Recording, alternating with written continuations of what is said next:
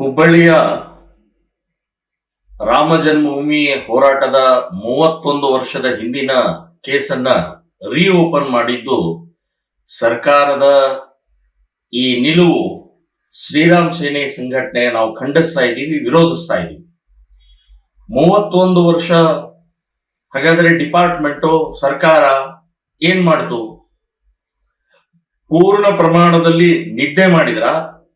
ಈಗ ಇಡೀ ದೇಶದಲ್ಲಿ ರಾಮ ಜನ್ಮಭೂಮಿಯ ಮಂದಿರದ ನಿರ್ಮಾಣದ ಉದ್ಘಾಟನೆ ಸಮಯದಲ್ಲಿ ಒಂದು ಒಳ್ಳೆ ವಾತಾವರಣ, ಶಾಂತಿಯ ವಾತಾವರಣ, ಅತ್ಯಂತ ಆನಂದದ ವಾತಾವರಣ ಇದ್ದಂತಹ ಸಮಯದಲ್ಲಿ 31 ವರ್ಷದ ಹಿಂದಿನ ಆ ಕೇಸನ್ನು ರೀಓಪನ್ ಮಾಡಿ ಬಂಧನ ಮಾಡುವಂತಹದ್ದು, ಭಯಭೀತ ನಿರ್ಮಾಣ ಮಾಡುವಂತಹದ್ದು ಇದು ಸರ್ಕಾರಕ್ಕೆ ಶೋಭೆ ತರುವಂತಹದ್ದಲ್ಲ.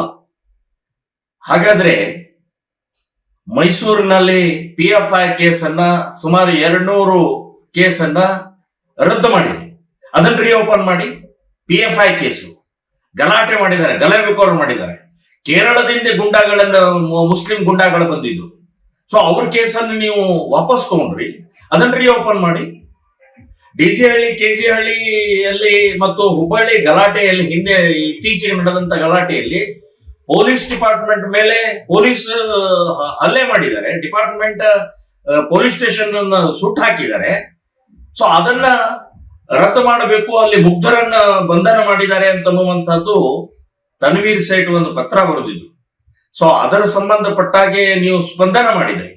ಹಾಗಾದ್ರೆ ಅದನ್ನು ಯಾಕೆ ಸ್ಪಂದನ ಮಾಡಿದ್ರಿ? ಮುಸ್ಲಿಮರ ಓಲೈಕೆಗೋಸ್ಕರ. ಇಲ್ಲಿ ಮುಸ್ಲಿಮರ ಓಲೈಕೆಗೋಸ್ಕರನೇ ರಾಮ ಜನ್ಮಭೂಮಿಯ ವಾತಾವರಣವನ್ನ, ಹಿಂದೂಗಳ ಒಂದು ಒಳ್ಳೆ ಹಬ್ಬದ ವಾತಾವರಣವನ್ನ ಕೆಡಿಸೋ ಸಲುವಾಗಿ, ಸೇಡ್ ತೀರಿಸೋ ಸಲುವಾಗಿ, ದ್ವೇಷ ನಿರ್ಮಾಣ ಮಾಡೋ ಸಲುವಾಗಿ, ಸೊ ದ್ವೇಷಕ್ಕಾಗಿ ಈ ರೀತಿಯ ಕೇಸ್ಗಳನ್ನ ರೀಓಪನ್ ಮಾಡಿ ಬಂಧಿಸುವಂತ ಪ್ರಕ್ರಿಯೆ ಮಾಡ್ತಾ ಇರುವಂತದ್ದು ಸರಿಯಲ್ಲ. ಇದೊಂದು ಅತ್ಯಂತ ಕ್ರೌರ್ಯ. ಇದು ಇವತ್ತವರು 70-80 ವಯಸ್ಸಿನವರಿದ್ದಾರೆ. ಸೊ ಅಂಥ ವಯಸ್ಸಿನವರಿಗೆ ಈಗ ಬಂಧನ ಮಾಡಿ ಇನ್ನು ಮೇಲೆ ಜೈಲಿಗೆ ಹಾಕಿ ಕೇಸುಗಳನ್ನು ನಡೆಸೋರ? ಸೊ ಇದು ಅಮಾನವೀಯವಾದಂತಹದ್ದು, ಇದು ಸರಿಯಲ್ಲ. ಶ್ರೀರಾಮ್ ಸೇನೆ ಸಂಘಟನೆ ಕೋರ್ಟ್ ಮೂಲಕನೂ ಹೋರಾಟ ಮಾಡ್ತೀವಿ ಮತ್ತು ಮನವಿ ಕೊಟ್ಟು, DC-ಗಳಲ್ಲಿ ಮನವಿ ಕೊಟ್ಟು ನಾವು ಆಂದೋಲನ ಕೂಡ ಮಾಡುವಂತ ನಿರ್ಧಾರವನ್ನು ತಗೊಂಡಿದ್ದೀವಿ.